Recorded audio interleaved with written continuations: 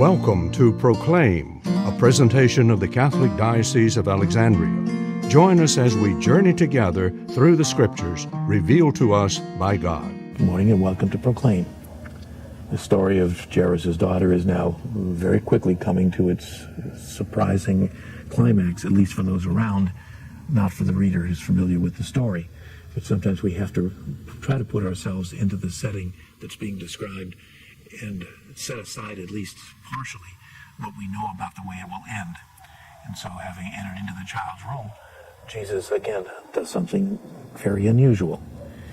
He took the child by the hand and said to her, Talitha cum, taking her by the hand, presuming that, at least in the view of everyone there, she was clearly dead, even though Jesus says she's asleep, would have made him ritually unclean. And yet Jesus so often puts himself into those vulnerable positions.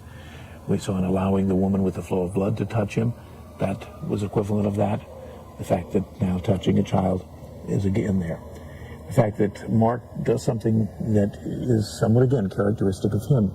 He actually uses the Aramaic expression that Jesus would have used, and then basically translates it. Again, an indication of his audience who probably were not particularly familiar with Aramaic, and yet by using the words themselves, in ancient times, to use the exact words in their native language was clearly something that indicated a powerful source.